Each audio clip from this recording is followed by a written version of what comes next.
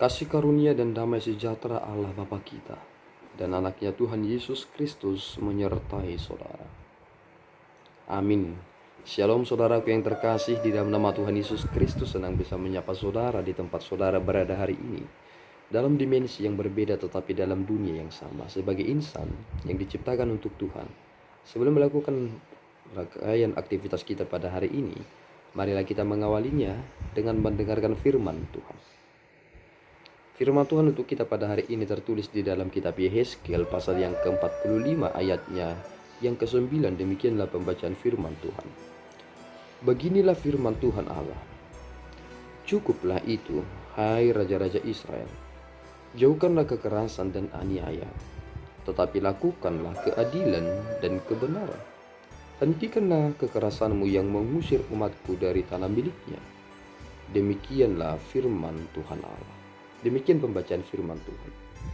Saudaraku yang terkasih di dalam nama Tuhan Yesus Kristus, salah satu bentuk dari keadilan itu adalah ketika kita melihat sebuah neraca bahwa berat dari sesuatu itu sama dengan apa yang ditunjukkan dalam neraca tersebut, sehingga tidak ada yang ditutup-tutupi dan tidak ada yang sengaja tidak disingkapkan, tetapi setiap orang memiliki ukuran yang sama dengan berat yang sama. Ketika kita melihat dari apa yang disampaikan dalam Yehezkiel pasal yang ke-45 ini, kita melihat bahwasanya indikasi dari kekerasan itu sering sekali terjadi karena ketidakadilan. Kita memiliki hubungan timbal balik dalam dunia ini, seperti dua mata sisi dalam koin. Yang satu dengan yang satu harus saling melengkapi, tidak bisa dibeda-bedakan. Itu menjadi hal yang tidak terpisah dari mata koin tersebut. Dan ketika kita melihat ke perjanjian baru, ada ucapan Yesus Kristus yang begitu terkenal, dan kita juga mengetahui itu. Yang dari kaisar kembali kepada kaisar, yang dari Allah kembali kepada Allah.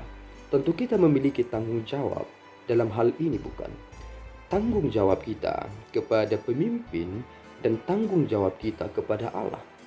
Dan ini pula lah yang sebenarnya kita lihat di dalam kitab Yehezkiel ini, bahwa para umat Tuhan memiliki tanggung jawab kepada Allah lewat raja atau pemimpin. Dan pemimpin atau raja itu memiliki tugas untuk menyampaikan persembahan itu kepada Allah. Artinya itu dihimpun dan kemudian diserahkan kepada Allah, dan dari bagian itu juga yang akan dibagikan kepada masyarakatnya.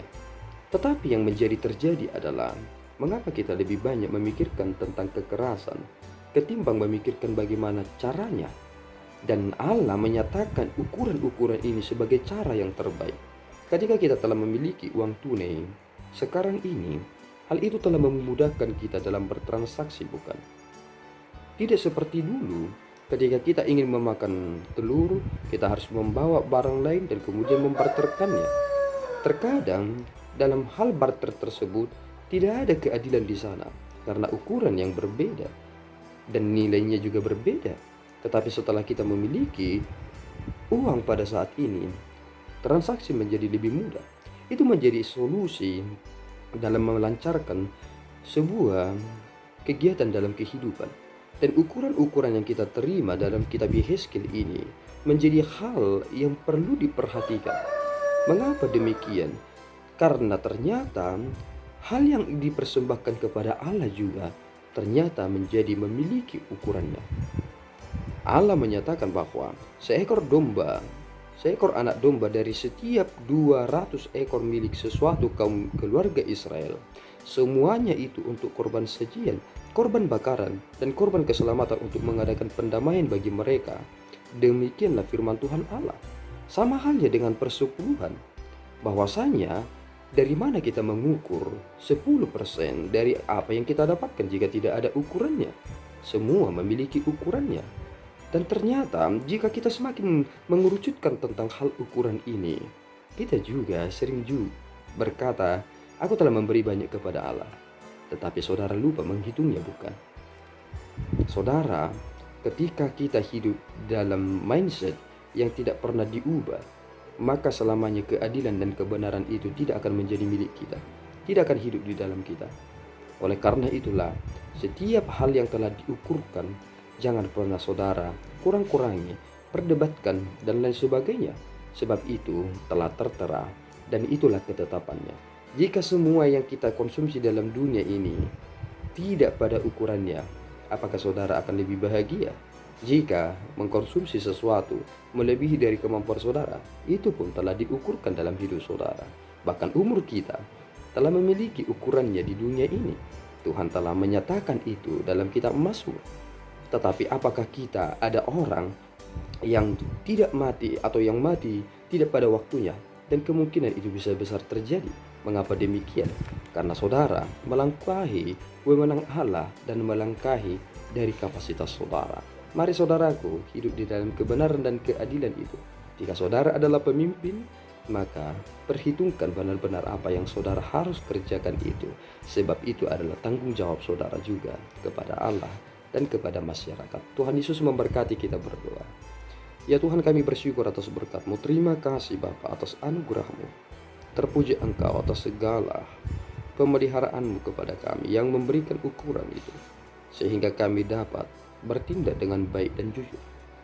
Peliharalah kami Tuhan supaya kami dapat mengerti setiap apa yang Tuhan telah sampaikan itu, sehingga itu menjadi kebaikan bagi kami, petunjuk bagi kami. Dan ampuni kami Tuhan, karena kami sering sekali mengabaikan tugas kami, hidup di dalam keadilan dan kebenaran itu. Tetapi tolonglah kami, supaya kami lebih berbenah lagi, sehingga Engkau semakin dipermuliakan. Di dalam Yesus kami telah berdoa dan mengucap syukur. Anugerah Tuhan kita Yesus Kristus, kasih setia Allah Bapa, dan persekutuan Roh Kudus menyertai saudara. Amin. Tuhan Yesus memberkati.